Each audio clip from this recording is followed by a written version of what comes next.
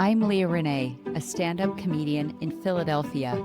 I interview guests from around the world, talk about the creative process, the perils of modern living, offer insights from books I'm reading, jokes I'm writing, my Mormon past, and topics that are too eggy to take to the stage. I hope you enjoy the Leah Renee podcast. And it starts right now. Hello. I'm sure you notice if you're watching the video that I have a different background today. I'm on the road, so I am recording this in a teeny tiny closet in a public library in an undisclosed location in the Garden State, New Jersey, or as a comedian likes to call it, the Olive Garden State. And it's appropriate that I'm in a library because I am doing a book review today because I just finished Imperial Twilight by Stephen Platt. Fantastic book. And coincidentally is the only Twilight book I've read, even though Stephanie Meyer is Mormon. Did you know that? If there's one thing that you need to know about this podcast, I can link everything back to Mormonism. It's like 7 degrees to Kevin Bacon. If you've been listening to this already, you know that I've been into reading a lot more as part of Cal Newport's advice to improve cognitive fitness. If you haven't listened to episode 16, the episode starts off with me talking about wigs, but about 3 minutes in, I mentioned Cal Newport, and at the 10-minute mark, I talk about the 5 things that he suggests to do to improve your cognitive fitness, and reading is one of them. Please don't pause this to go look at that episode because that's what's called the switch cost effect, and it actually kind of hurts your brain to constantly switch tasks. In fact, that's one of the reasons why I wanted to find out about the opium wars, because our attention spans are rapidly diminishing, and the switch cost effect was something that I found out in Johann Hari's book, Stolen Focus. The problem with switching tasks is that it takes your brain a while to realign and to get into really deep work. In fact, a study by Gloria Mark at UC Irvine actually found that it takes about 23 minutes for your mind to get back into the flow state that it was. Knowing that, I think it'll help people realize that there is a cognitive penalty for what we call multitasking, which is actually not a thing that human brains can do. We can switch between tasks really quickly, and I've known people that say, I'm really good at multitasking, but the truth is you're good at switching between tasks really quickly. Multitasking was a term that only came about in the advent of computers that had multiple processors and could run multiple tasks at a time. So when you're constantly switching tasks, you make more mistakes, you don't encode things into your long-term memory as well. Your deep creative thought is stifled or hindered, and you actually experience a bit of a drop in your IQ. There have actually been studies to see if maybe with all the technology that we have, maybe we're getting better at switching tasks. And they found that there are some people who can get more done by switching tasks, but it comes at the cost of more mistakes and more stress. It is kind of funny that I interrupted the task of talking about the opium wars and distraction by switching tasks. Don't worry, the irony is not lost on me that in my efforts to educate you about the cost of task switching, I switch tasks to do it, but let's hope this episode turns out okay despite my hypocrisy. I'm not sure if verbal tangents are as detrimental to your attention span, but probably. I don't think of it as that much of a tangent because it is all related. In fact, the reason why I was so interested in the opium wars is because I saw a short documentary which included an excerpt from the letter that Lin Zhenshou sent to Queen Victoria at the beginning of the first Opium War. I hope I'm pronouncing his name correctly. I'm sorry, I'm not a Chinese speaker, if that wasn't evident. One of the reasons Lin Zhenshou's letter is so famous is because it did a good job summing up the situation that was going on in China at the time. Great Britain and China were trading back and forth, but China was sending mostly tea, silk, porcelain, things like that. While Great Britain was sending textiles from their mills in the north, one of their main exports to China was opium, which technically was not legal but it wasn't really enforced. One of the reasons I was particularly interested in learning about the opium wars in China was because of descriptions of the opium epidemic, where you would walk through the street and you would see people reclined, head down, kind of passed out. And it honestly reminded me of when I go to a park or an airport or really anywhere, and 90% of the people are hunched over their phone staring at it. I see the digital addiction that is gripping the majority of humanity right now as a serious problem, and I was curious to know how the opium epidemic started, what was it like at its peak, and what did the government do to control it. And I wanted to compare that to the harms inflicted by tech billionaires like Mark Zuckerberg, Peter Thiel, Elon Musk. So basically my question is, which was worse, the opium epidemic or Facebook? Okay, not just Facebook, but really any of the technologies that we're seeing now that deliberately mine and extract human attention for their own profit. Is the unhinged attention grab, engage at all costs MO of those companies more or less harmful than Britain's massive shipments of opium? I think you'll find my conclusion interesting. I hope you do. Maybe do you have an opinion on it? It seems like from the gun that yes, obviously opium is worse. My purpose is to find parallels and effects and solutions. One interesting thing that I learned from Platt's book was that it wasn't 100% England's fault. Opium can grow just about anywhere, I think. And in fact, China did have their own opium farms. But Chinese officials and the aristocracy really liked the stuff that they were getting from the East India Company. I actually didn't know this. I sort of thought opium was from China. And interestingly, they had opium in Great Britain as well, but they didn't use the opium from India. They actually got it from Turkey, and they consumed it primarily as an edible. So they would mix it with wine, call it laudanum. And the downside of ingesting opium through the mouth is that it bothers your stomach and doesn't provide the same kind of hit that smoking opium does. So there weren't very many people in England at the time smoking opium. In fact, they even had like drops you could give to your baby. It was used medicinally, but there was like some product called like Sleepy Time Baby Opium Drops or something insane like that.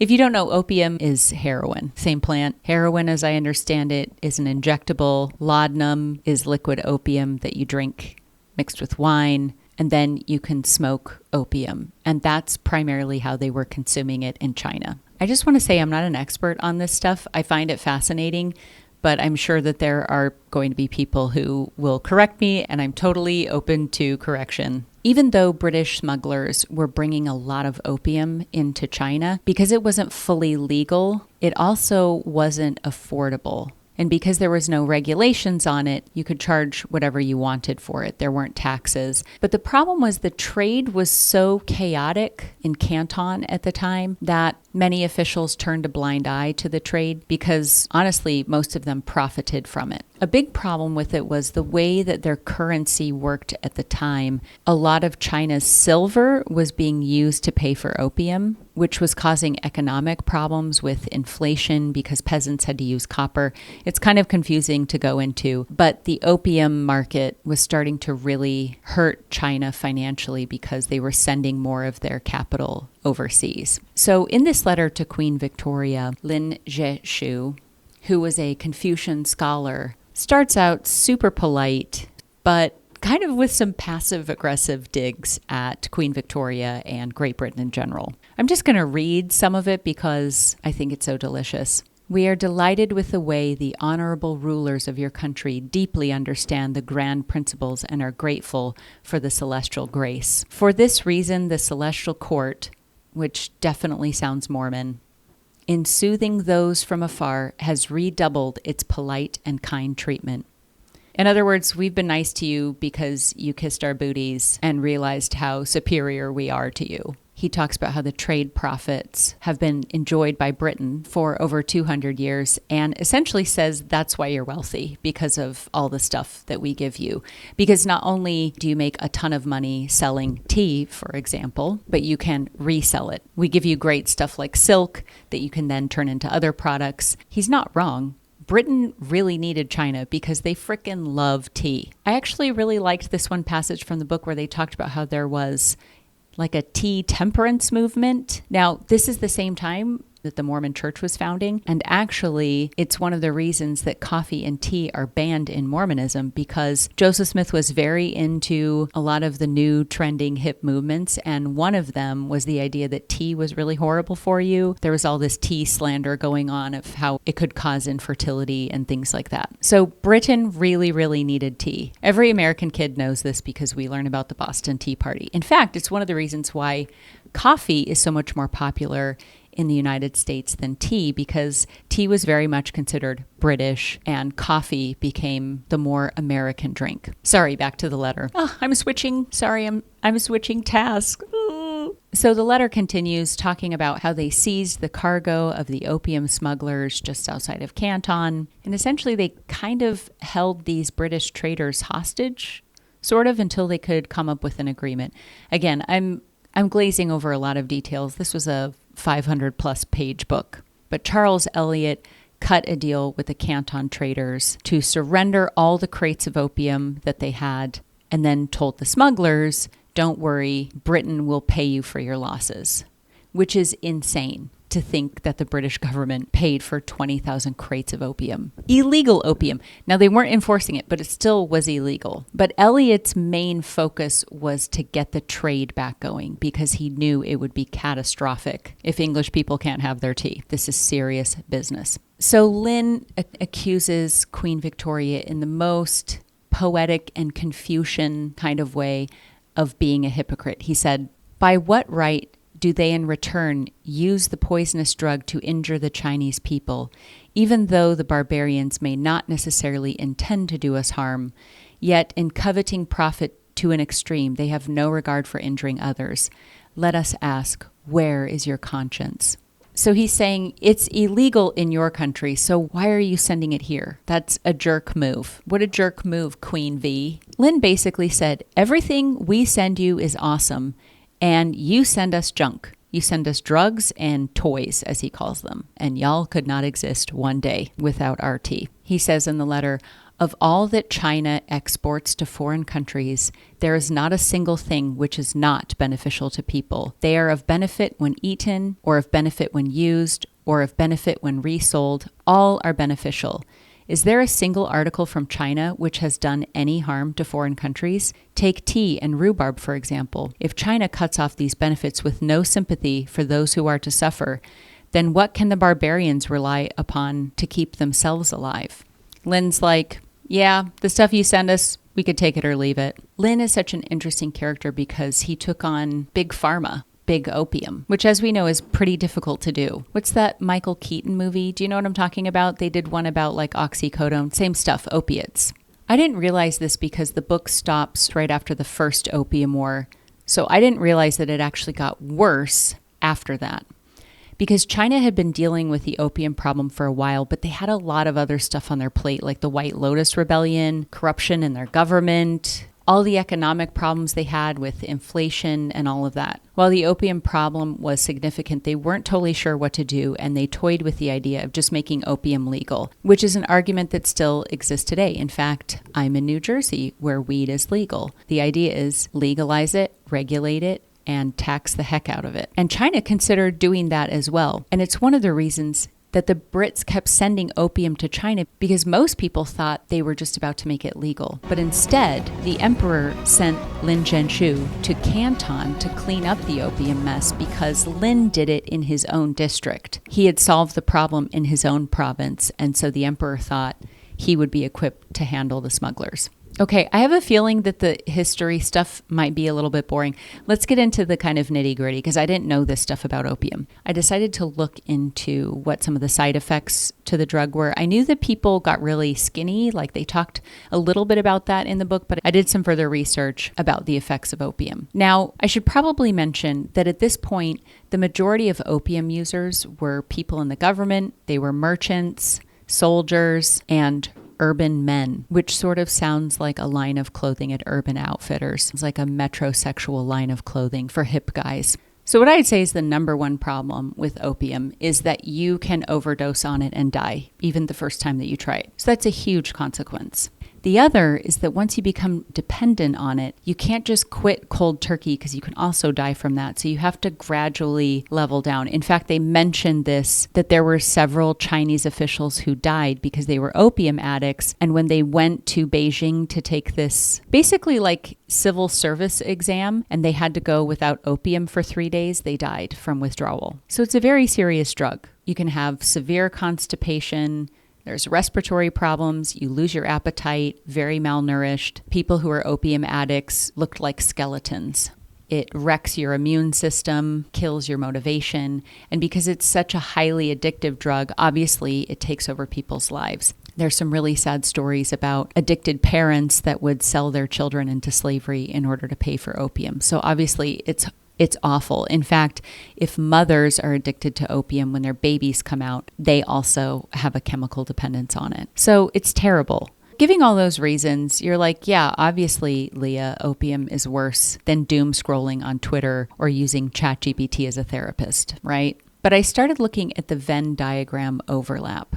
One thing in particular that I wanted to compare was how much time opium users spent consuming the drug and feeling the after effects. So a light user of opium would be somebody who indulges in it for an hour or two, maybe once a day. A heavy opium user would be between 3 to 6 hours a day, and then very heavy addiction would be 6+ hours a day. How does this compare to social media? Did you know that the average social media user scrolls the height of the Eiffel Tower every day on their phone, which is usually in the ballpark of 3 to 5 hours a day. So in terms of minutes of your day lost to an addiction, most people who are on their phones are using that as a tool for escapism for the same amount of time that most people would go to an opium den.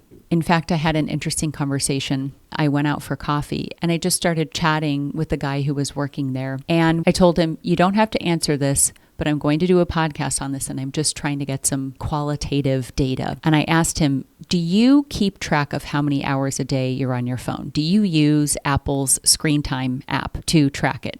Now, if you haven't used this before, it will track how many hours you're on it. It will show you the percentage of that time that you're on certain apps. And you can even set it up so that once you hit a certain amount of time, it will lock you out of that program. So let's say you only want to be on Instagram for 15 minutes a day. Once you hit 15 minutes, you get an alert to say, hey, you've used up your screen time. So I asked him just if he tracked it, not even if he had a blocker. He said that he doesn't track it. And when I asked him why, he said, I think I would be worried to find out how much time I'm actually spending on it. And I thought that was very honest of him to admit that. Now, this guy just graduated high school, so he's quite young. And his justification for it was, I'm a young person, I just got out of high school, and I have a lot of free time. So I'm sure that people who have full-time jobs and more going on in their lives are on it less than I am. But what I think is interesting is that if you set a pattern for being on it that often, it doesn't necessarily go away when you get a full-time job or have other responsibilities. It can just cut into other things like sleep. We know that people who are digitally addicted and constantly on devices get way less sleep than people who don't struggle with that. So you make the time, whether or not they realize they're doing it. So because he seemed keen, I asked him, I said, I know you don't keep track, but just out of curiosity, would you say that you think you're on your phone for at least 3 hours a day? And he said, oh, definitely more. Which was very honest of him, and it tracks with the research that we have. Now, I know you might be thinking, yeah, but I text my grandmother to see how she's doing, or I watch educational YouTube videos, or I find it really calming to watch somebody power wash a driveway. I'm not saying that phones are evil, but like opium, it's escapism. That was the main reason that people in China went to these opium dens. Life sucks, and you know what? For a few hours, I can tap out and just feel good. Something interesting that I learned was that the way that people smoked opium was you get like a little ball of it. It's like a sticky kind of substance. And you'd have to prepare that and then like you light it on fire and then put it in a pipe and then you inhale it. But then you have to get another one ready. And so you're getting these little doses over and over. And it just reminded me of this action. I remember sitting behind someone on a plane, and this was a few years ago, even before TikTok. And I remember he was going like this, just so fast that I remember thinking, how can you even see what's on the screen? But it mirrors that pattern of like, just a little bit, oh, I feel better. Just a little bit more, oh, I feel better. In the same way that we watch a funny video and then another one, and we just keep putting more little balls in our pipe over and over and over until we look down and it's been 4 hours. Okay, so we've established that it's a huge time suck. One thing that's different between being addicted to opium and being addicted to digital products is that opium was kind of expensive. So although there were peasants that would use it, while the Brits were trading it, it was still pretty expensive. It was an import. So even if people wanted to try opium, they typically didn't have the money to do it. It wasn't until they made opium legal that they started growing it in China and the price dropped, and then it exploded. This would be similar to if Facebook initially charged $20 a month for you to use it, and then they made it free. Obviously, when there's not that barrier to entry, you're going to have a lot more adoption. So because opium was expensive, there weren't as many people addicted to it. On the very high end, which most scholars don't think it ever got this bad, it was about 10% of China's population that was using opium. More conservative figures are between 3 and 5%. Social media, on the other hand, do you want to guess how many people worldwide use social media? 70% of humans around the world have subscribed to these, frankly, addictive apps. So if you compare the health cost of opium to digital addiction, there's really no contest, but there are some overlaps. For example, mental health. We know that anxiety, depression, antisocial behavior, suicide ideation, neuroticism, all of these things have skyrocketed, which is something Jonathan Haidt talks a lot about in The Anxious Generation. The physical health cost, not like we needed another reason to be more sedentary, but we're just not moving our bodies as much. The average human being prior to the Industrial Revolution got about 20,000 steps a day. Now, with cars being so prevalent, with technology lightening our physical load, I think the average is like 1,000 to 2,000 steps a day. That's why there's a recommendation to get 10,000 steps a day. Now, I can't blame Mark Zuckerberg that people aren't moving their bodies. I'm just saying phones haven't helped. In fact, I saw this lady on the side of the road walking her dog, and she had her phone down while she was like walking in the road. That's what I'm saying. There is a link between constipation and your phone, because I know there are people that take their phones to the toilet with them to go to the bathroom. So maybe that's a win, helping people empty their pipes. Another parallel that I see is the idea that the addiction that the parents had to opium would be passed on to their children. You as a child are much more likely to struggle with digital addiction if your parents have as well. And you've probably seen kids at the supermarket, little babies sitting in the shopping cart, hunched head down, looking at a phone, watching YouTube in the grocery store. My sister is a kindergarten teacher, and she noticed that the kindergarten class that she got after COVID, so these would be kids that never went to preschool, had a really hard time gripping pencils because they didn't have the fine motor skills for it. Their gross motor skills also suffered. We're seeing more eye problems with kids because they're so used to having this screen just a few inches from their face. Screens diminish our social skills, our emotional regulation, and foster a dopamine dependence, such the likes that we've never really seen before. I've seen myself how much dumber I've gotten because as a kid, I used to memorize people's phone numbers. I had probably 15 of my good friends' phone numbers memorized. I used to be able to do simple math in my head. I had a fast food job in high school, and I can remember doing the math when somebody would give me a $5 bill. I would instantly know what change to give them. And if they gave me 3 pennies, then they would just get a quarter back instead of a bunch of pennies and nickels. I even remember when email came out and people were really concerned that, oh no, if we're not handwriting letters, then our handwriting is going to be awful. And it is.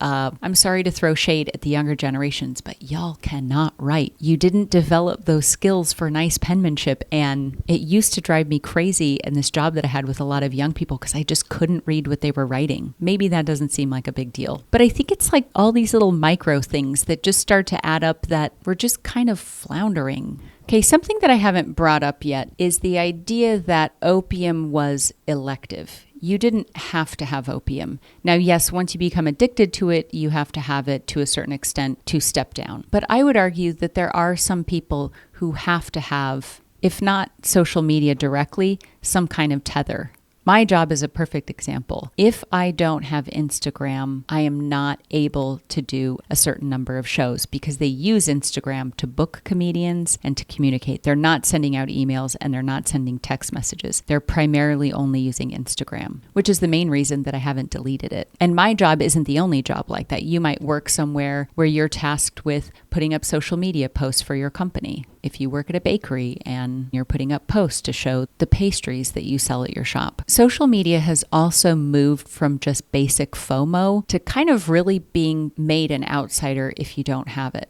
and kind of become somewhat of a necessity to maintain social connections. And I've noticed that as well. Some of my relationships with friends of mine that don't live nearby have been impacted by my unwillingness to communicate on social media platforms. There are even messaging platforms that I'm not on a lot because I could feel that kind of addictive nature of it. And at some point you realize it wasn't always this way. People still had very close, meaningful relationships with others, handwriting snail mail letters. But sometimes I feel this compulsion, like if I'm in a WhatsApp group or something and I see these messages that, oh, I need to respond to this person.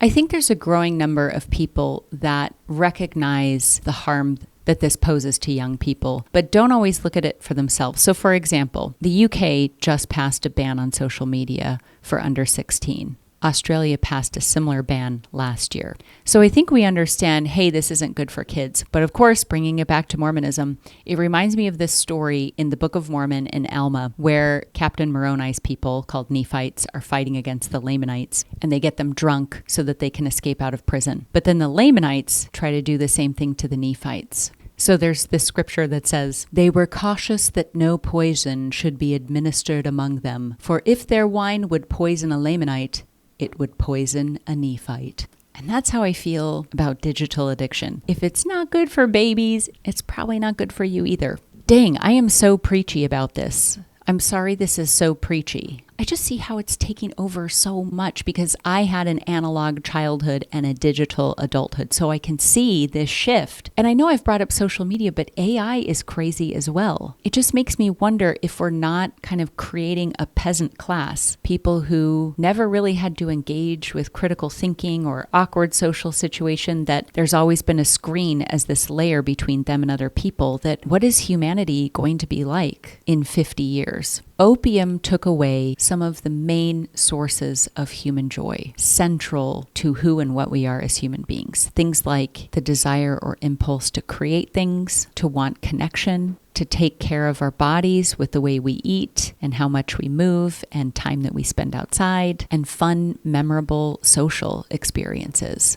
So my question is, predatory digitalism taking away or dulling what makes us human? What makes life worth living? And it definitely already has. If I say decrease in productivity, I'm not talking about this from like a late stage capitalism, like, what happened to our working class? They're just watching cat videos. That's what's wrong with this country. That's not what I'm talking about. I'm talking about our creativity being down, our obesity being up, the lost hours of necessary sleep, and real life social experiences where you have to think on your feet. Our ability to read and write and communicate is plummeting. So I'll share a study with you that they did with ChatGPT. They were looking at cognitive debt when using AI for writing tasks. So they took 54 people and they put them in 3 groups. The age range was from 18 years old to 40 years old. It was a 4-month-long study. The first group was the writing group. They had to actually write papers. The second group could write papers using search engines, and the third group wrote papers using ChatGPT. As I understand it, they were trying to see the effects on cognition when you stop flexing your writing muscle. So they were all given the same writing assignments. And for the first 3 months, they stayed in their group. But on the last month, the group that was writing all on their own switched with the ChatGPT writing group. Now, as you can imagine, group 3, the one that used ChatGPT to write, the group that didn't really write papers, they just prompted ChatGPT, had slower brain activity, they had weaker recall and less ownership over their writing, which is kind of weird to call it writing anyways. Obviously, if I just plug a few prompts in and produce a paper, I'm not going to know the things that are quoted and said in there, maybe unless I read it and reread it several times. The third group that used ChatGPT underperformed the other groups in neural, linguistic, and behavioral measures. What I found interesting was the group that actually wrote their papers, when they were given the chance to use ChatGPT on the fourth assignment, they actually used it more like a search engine. Because they had been writing the whole time, their writing skills went up. Whereas the ChatGPT group didn't even stay at the same level. They actually went down from before they even started the experiment. I know the brain isn't a muscle, so to say that it atrophied is probably scientifically incorrect. I think a neuroscience would talk about strengthening neural connections and pruning certain parts of the brain. It's very much a use it or lose it kind of situation, which is one of the reasons why Duolingo wants you on it every day. Now, you might be thinking, yeah, okay, I don't think it's a good idea to use ChatGPT to write papers, but it shouldn't be that big a deal. If you just need to get something out quickly, doesn't that buy you a lot more time to do other things? I see your point, but one of the things that bothers me is that people are starting to use AI to write things that are really meant to come from you. I mentioned this in a previous podcast about AI suggested text on dating apps. So there might be somebody that you're interested in, and then AI suggests a prompt, and then you send that one, and then they receive it, and then their AI suggests a response. So what's going on here? Doesn't that freak anybody else out? Doesn't that feel weird? I think we're so afraid of being uncomfortable or saying the wrong thing that we're kind of giving up the thing that makes us human. I'm actually really grateful for my Mormon upbringing because Mormons have to think on their feet a lot. Now, it's pretty much only the full-time missionaries that knock on doors and talk to strangers. There are other groups like Jehovah's Witnesses that do that throughout their lives. But having that experience as a young person of just being put on the spot and having to think on my feet really helped me and honestly made the transition to the unlikely career of stand-up comedian quite easy because I'm used to being put on the spot. With the ubiquity of these technologies, we're just kind of becoming these lily-livered cowards. Yellow-bellied, no good, bunch of pansies. Do I sound like a really grumpy old man? I legitimately feel this way. What kind of humans are we creating right now? Okay, I know I sound like an old grump, but there are a lot of groups that are concerned about the same thing. Sometimes they're called design ethicists. Do you know that term? I actually found something this week called the Center for Humane Technology. It's humantech.com. It's from the same people that made the documentary The Social Dilemma. And no, this is not an ad for them. I just admire the work that they're doing. On a side note, because I know they're very into digital ethics. When you go on their website, there's like this big pop-up if you're going to accept the cookies or not. I have never accepted cookies as easily as it did. I was like, yep, because I know you're not going to use it against me. I appreciate groups like this because they're funding and conducting research to help us. And ultimately, that's what ended the opium epidemic in China, was concerned people said, this is insane. I can't believe that we're living like this. Now, like I said, the book ended at the end of the first opium war, and it actually got much worse after that. And part of it was because they legalized it. There were no checks and balances, and it became extremely cheap, and they stopped importing it from Britain and grew it in their own backyard. And I can't help but feel that in a way that's where we are right now, where it's free, it's easy, it's accessible. And the result is that we have a bunch of depressed, unhinged, socially awkward people who can't go to the grocery store because they're so afraid of people. We're seeing levels of agoraphobia that we've never seen before. And honestly, I think the pandemic put gasoline on an already burning fire because it forced so many of us inside with screens and consumerism as the quickest, easiest, salt, fat, sweet, junk food version of escapism. So, I said that I would tell you if I thought the opium problem in China was worse than the rampant attention harvesting and commodification of the human mind was worse. I'm going to say I think what we're experiencing is worse because it's more nefarious. It pits us one against another, and I don't think that we'll see the full effects of it. I think it's a slow growing cancer that by the time we realize how severe it is, we might not be able to cut it out and eradicate it.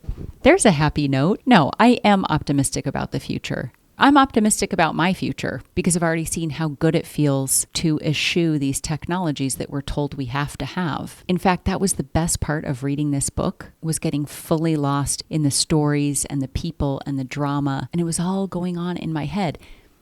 One of the reasons that I didn't used to read very much is because it kind of felt like a waste of time. You could be working, you could be cleaning, you could be doing all these other things. That's just escapism. But once I heard Cal Newport talk about how important it is to read every day and to refire those connections on the right and left side of your brain in a way that doesn't happen when you watch a documentary or when you listen to a podcast. There's something about reading, and maybe I'll do a whole podcast on that, about scanning each word, making those connections, making those visualizations. And I felt that for the first time in a long time. I loved this book so much. I got it on a Thursday afternoon and I finished it on Sunday night. I don't think I've ever read a book that quickly before. Because it was like, as I was reading it, I felt like I was climbing up a Stairmaster or training for a triathlon. I knew that what I was doing was not a waste of time, and that if I continue on this, I'm going to be a better comedian because I'm going to be able to rub two thoughts together. Also, I'm going to get some great bits from this book. I've got some great source material for my comedy. I'll just share with you hands down, my favorite line from the whole book. It's actually kind of sad, so don't judge. Don't judge me for thinking this is funny. When British Navy ships started coming up the Chinese rivers to go inland to capture towns and cities during the Opium War, the Chinese people were wholly unprepared and running out of ideas on how to counterattack. So this is an actual line from the book. At Ningbo, one commander purchased 19 monkeys, intending to strap fireworks to their backs and then have someone fling them onto British ships to set them on fire and hopefully blow up their powder magazines, but nobody dared to get close enough to throw them. That's a real story from the book. I was over 400 pages deep before I found that nugget. But it was worth it. Like, monkeys? Like, why not just shoot the fireworks actually onto the ship? If I'm fighting the most formidable naval power in the world, my first thought is not monkeys. Like, monkeys would just slow it down. Monkeys would probably try to take the fireworks off their back as well. I just can't stop thinking about this monkey thing. I know there was a lot of serious stuff in this book, but thank you, Stephen Platt. That anecdote alone made the whole book worth it.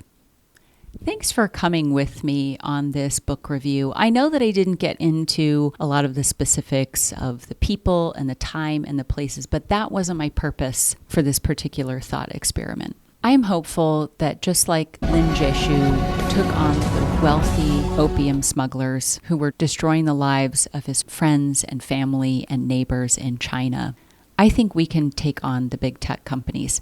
I'm not totally sure how to do it. In fact, the conversation that I had with the guy at the coffee shop, I asked him if he thought the government should intervene. Should we impose bans? Should there be more regulations for these companies that are essentially fracking human attention? There have already been lawsuits against some of the AI companies, specifically from parents who lost their children to suicide that was encouraged by chatbots. We're already seeing people take legal action. I think for my part, making this podcast is just one drop in the bucket. In terms of what I can do, I consider this podcast my proverbial monkey with a firework strapped to its back, thrown onto the back of Elon Musk's burgeoning space program.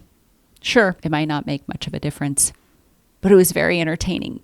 There are several bills in Congress right now. There's the Kids Off Social Media Act, which is a bipartisan bill in the United States Congress right now. There's COPA 2.0, which is an extension of the children's privacy laws that already existed. And there's also the Kids Act, which concerns AI chatbots and minors. I think one of the best things that you can do is know that if it would poison a Lamanite, it would poison a Nephite. If it's not good for kids, it's probably not good for you. Replace it with reading, hanging out with friends, learning a new skill, writing, and just chatting with an unsuspecting 18-year-old at your local coffee shop.